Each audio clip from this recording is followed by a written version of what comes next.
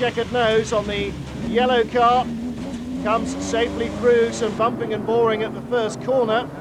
Pink car of Rod Gretton, it looked like being spun around there in that confused view of the pack, but no confusion about the front runners, looking back from second to third.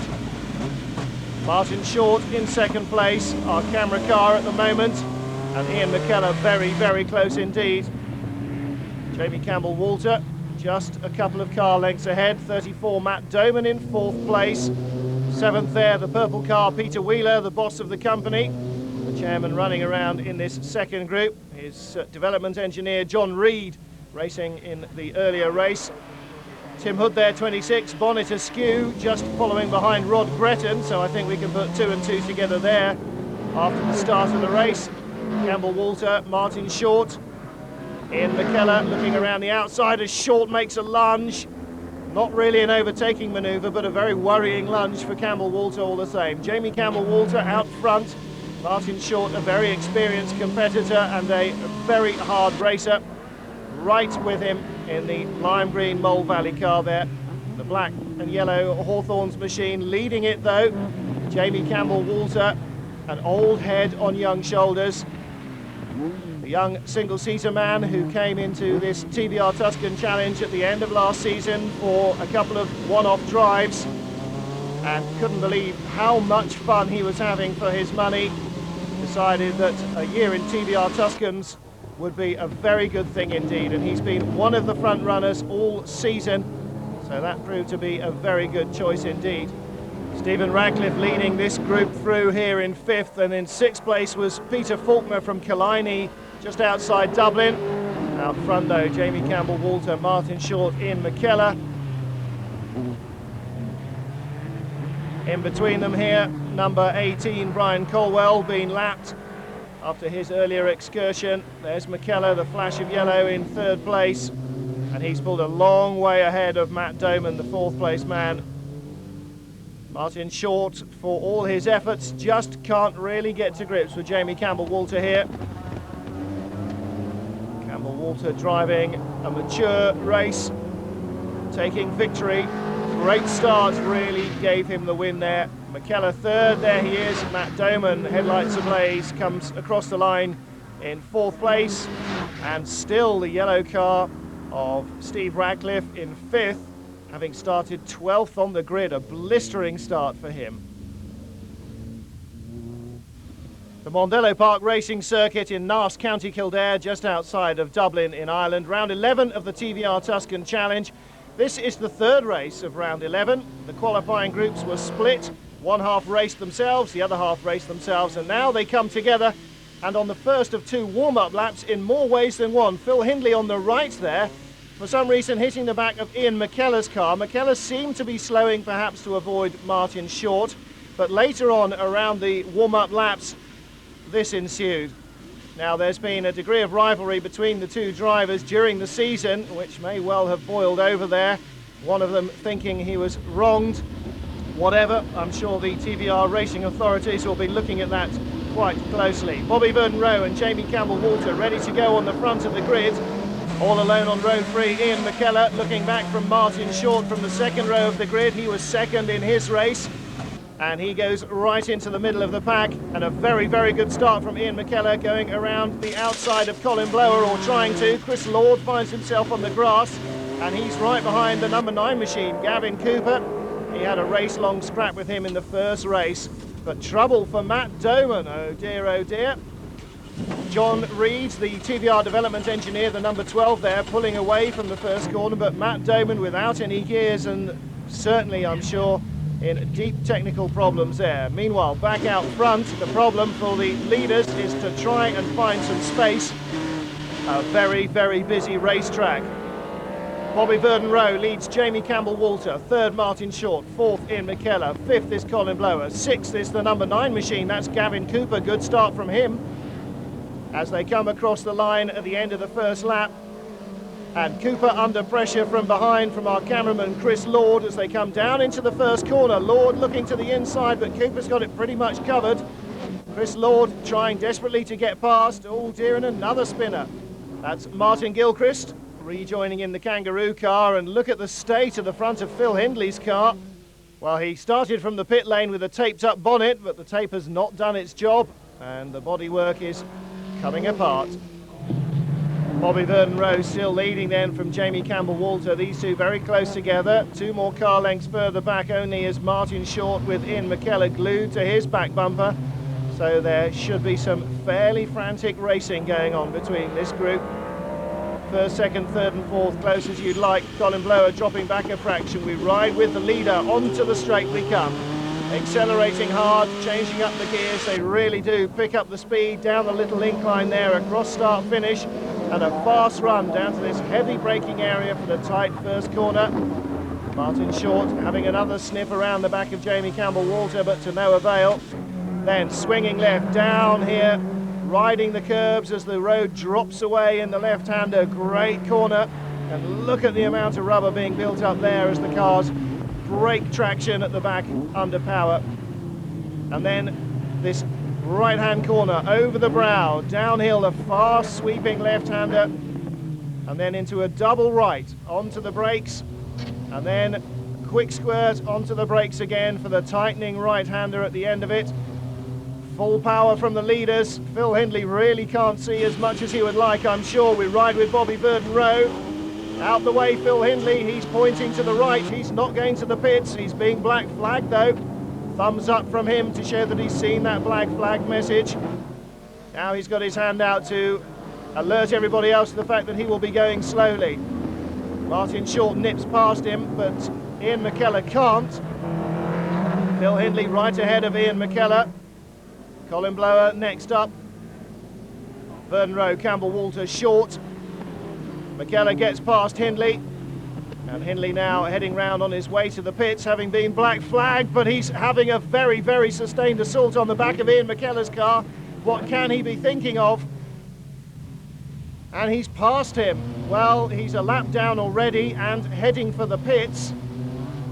I'm afraid Phil Hindley is probably having a little bit of a rush of blood to the head at the moment. He's getting the blue flag from the marshals to let him know that there's somebody behind who wants to get past. I'm sure he's well aware of exactly who that somebody is as well, just in the same way that Bobby Verdon-Roe is very well aware of what's going on behind him.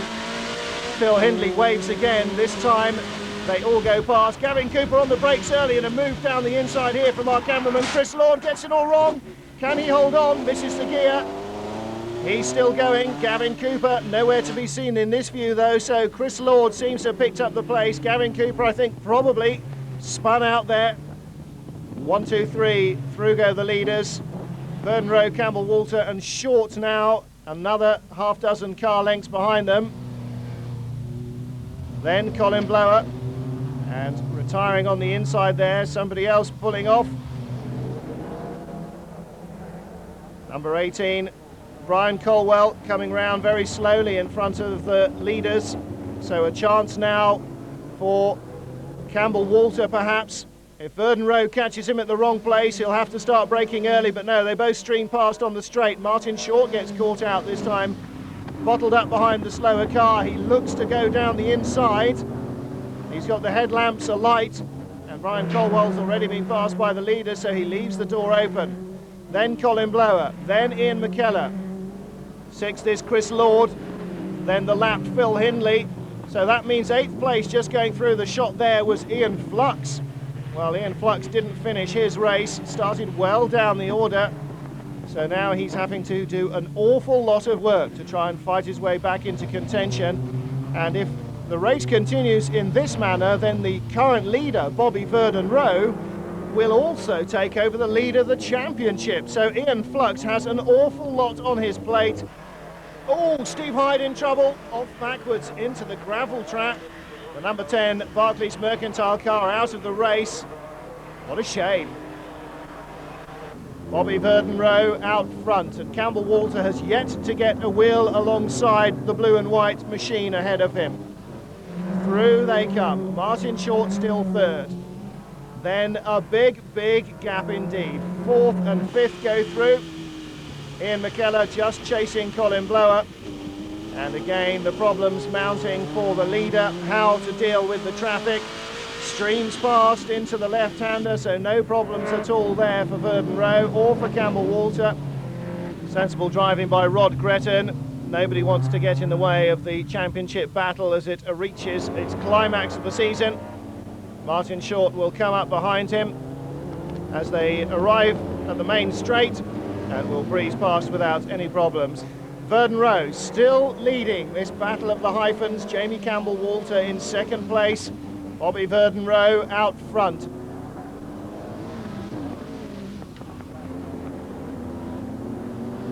Through they come. Martin Short still third. Martin Short not close enough at the moment to make them think about looking behind for him, but close enough if they come to blows to pick up the pieces and still avoid their accident, that's for sure. But it hasn't looked like coming that way at any stage during this race. 27 Bobby Verdon Rowe, 28 Jamie Campbell Walter have had a tough but very clean, very fair race. Campbell Walter still unable to make a move. The Team Central car out front, Hawthorn's TVR machine in second place. Riding again with Verdon Rowe. Again, charging down the straight. And once more, the back markers using the mirrors and making very clear their intentions, signalling the leaders which side will be the safe one to go past. And that sort of thing always welcomed by race leaders or anybody dicing for position in among the back markers. A bit of courtesy never goes far amiss. And the little heart flutters and moments of worry that Bobby Verdon Rowe will be experiencing every time he encounters traffic as to which way should I go, what's he going to do. When you see the hand come out of the cockpit and signal to you, all of that goes, and immediately you're thinking about the next thing, looking ahead to the next corner, the braking area. Make sure that you give nothing away in terms of half a glimmer of hope to your opposition. But this time, right up behind the number 25 machine, they are all bottled up. Oh dear, Martin Short closed substantially there, but then ran up behind the Kangaroo car of Martin Gilchrist and was unable to gun it away down the straight as much as he would like. There is Gilchrist behind as we look back from Short's machine. But Short there, given a second breath, and he is now closing down on the leaders. Phil Hindley, with a lot more tape and considerably less bonnet on the TVR, rejoining the race there. So still going round. Doubtless we'll catch him with the leaders fairly soon as well. Here they come now. Martin Short, more of a factor in this equation. Look at him now. Second wind and then some. He really is charging up behind Jamie Campbell Walter. Campbell Walter, the young racing instructor.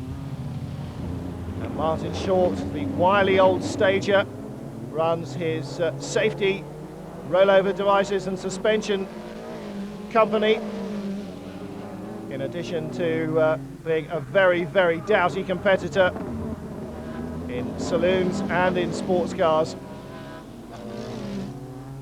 Verdon Rowe safely through. There is number 12, John Reeves, the TVR development engineer, and allowing things to develop nicely in this second place battle. Martin Short looking to the outside, hard on the brakes, goodness me. He really is pushing it here in these final few corners. Time and tide wait for no man, nor does the checkered flag. Well, perhaps it's waiting for Bobby Verdon Rowe already. Massive lock-up from Verdon Rowe. Now he's got a little bit of time and distance. He can push the car a touch harder. His tyres, he's looked after them well, but he has been under pressure, and even they are starting to give out now. Behind him, look at this though, Martin Short giving it everything. Martin Short trying for second position in the final corner. Campbell Walter comes out ahead. It's a rush to the flag. Verdon Rowe wins it, who'll be second? Just Jamie Campbell Walter. Third, Martin Short. Colin Blower is fourth. There's Ian McKellar behind him. And out of the corner in sixth place comes Ian Flux. A great race from Fluxy. He's punching the air with delight, and so he should. Chris Lord just behind him in seventh place. Bobby Verdon Rowe, Jamie Campbell Walter, they're giving him the cold, wet neck treatment. Verdon Rowe wins the race and now in the lead of the championship after 11 rounds. The final two races of the TVR Tuscan Challenge, the title still to be decided at Silverstone between the two men who lie first and second in this 12th round of the series, Ian Flux and Bobby Verden-Rowe. Riding with Steve Cole in among the top 10 as they come out of Abbey. Bobby Verden-Rowe, the leader and the points leader, and Ian Flux, number one, last year's champion, goes past him now into the lead of this race. So towards the end of lap one, Ian Flux doing what he needs to do. Oh dear, Jerry Harrison won't even see the end of lap one. He's in the gravel there. Giles Cooper with Ian McKellar right behind him. Practice problems saw McKellar start at the back of the grid, and he's passed 18 cars on the first lap, and he's passed Giles Cooper there as well. Through go the leaders. Third place for Jamie Campbell-Walter, the number 28 machine, and these three breaking away from the rest of them. Ben Samuelson, number 69, the TVR pressman, retiring at the end of lap 4. And even he should know you can't go up the pit lane entry the wrong way round. Grant Tromans in the Dayglow yellow machine there, battling with number 50, James Stevenson. They're just outside the top 12 at the moment. 34, Matt Doman, having a battle for position. And so behind him in the purple car with the TVR on the nose is Peter Wheeler, the chairman. He's got number 21 right behind him, Martin Crash, the blue car.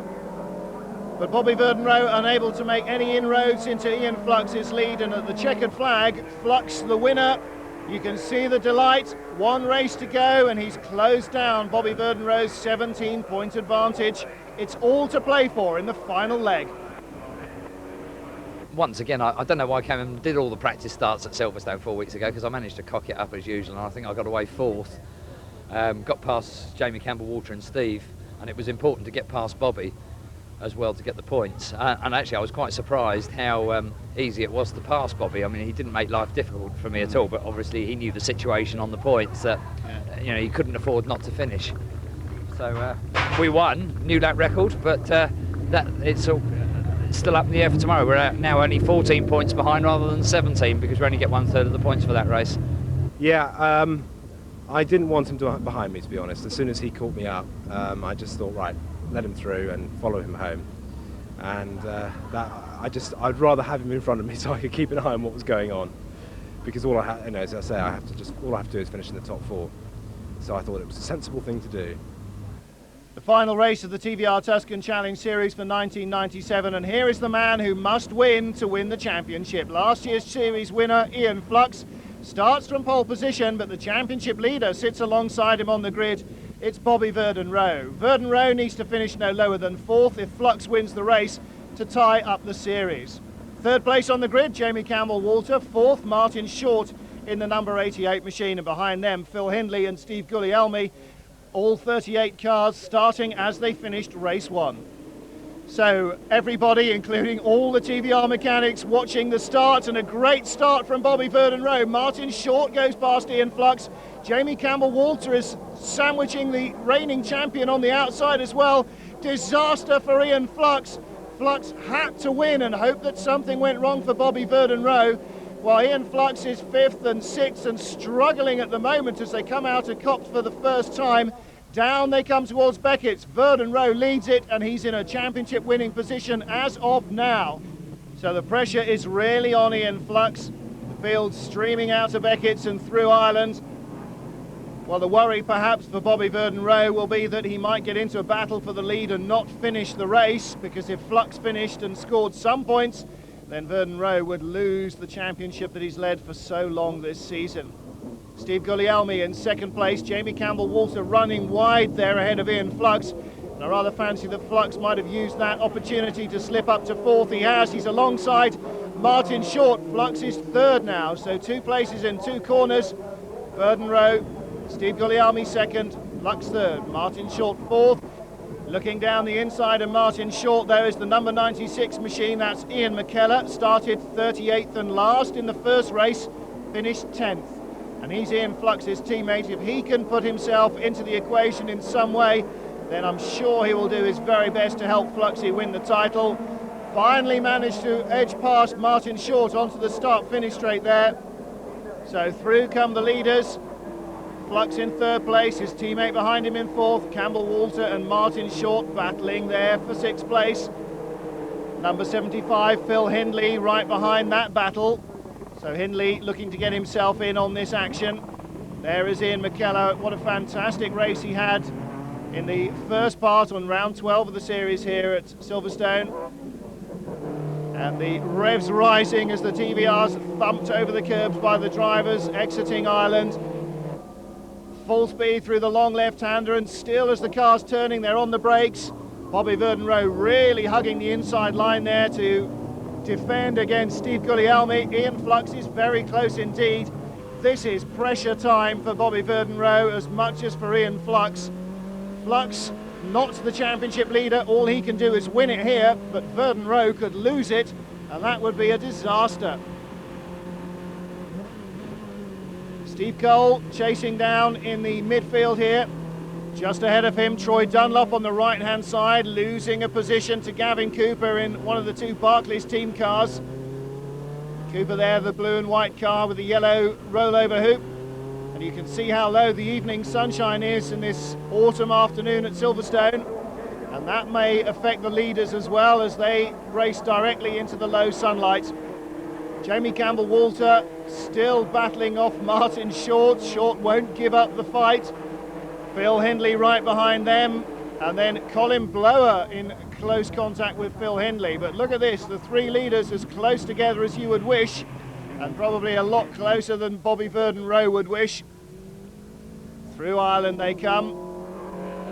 Guglielmi